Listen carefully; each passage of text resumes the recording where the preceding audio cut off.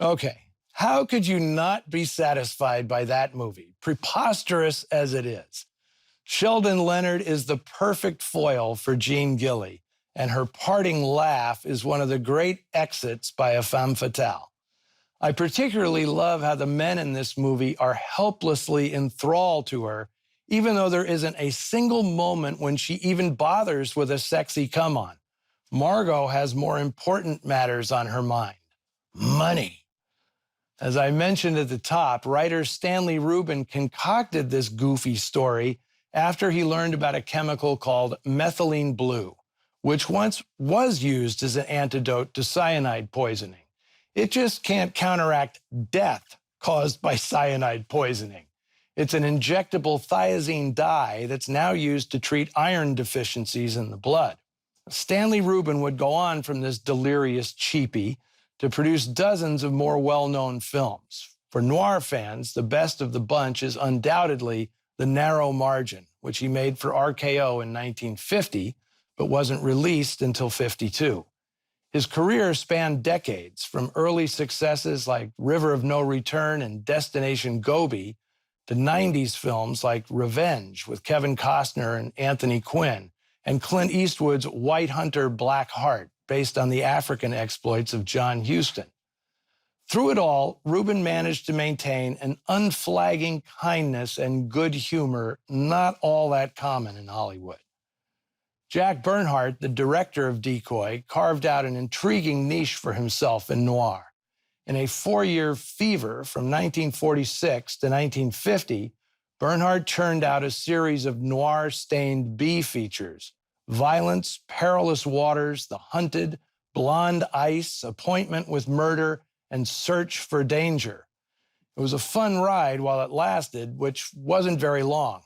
After 1950, Bernhardt worked on only one more movie, uncredited, 1959's Gigantus, the Fire Monster, with pre-CGI creatures.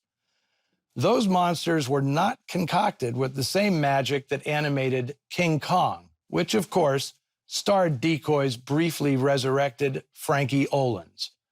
Robert Armstrong played producer Carl Denham in that 1933 classic and famously uttered the film's closing line, "It was beauty that killed the beast." Unfortunately, the beauty in today's film never appeared in another movie made by her husband. Jean Gilly and Jack Bernhardt split up not long after making Decoy. She appeared in only one more movie, a supporting role opposite Gregory Peck and Joan Bennett in 1947's The Macomber Affair, a big-budget drama based on a Hemingway story. The experience didn't improve Gilly's opinion of Hollywood. She moved back to England in late 1948 and died there of pneumonia early the following year, only 33 years of age.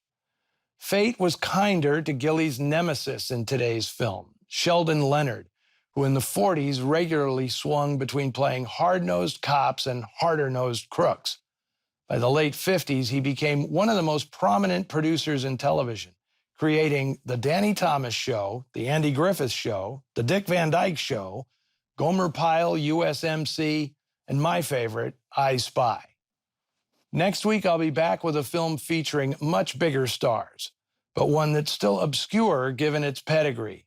Joseph Cotten and Alida Valli star in David O. Selznick's production Walk Softly, Stranger, made in 1948, but not released until 1950 to cash in on the successful pairing of the two stars in The Third Man.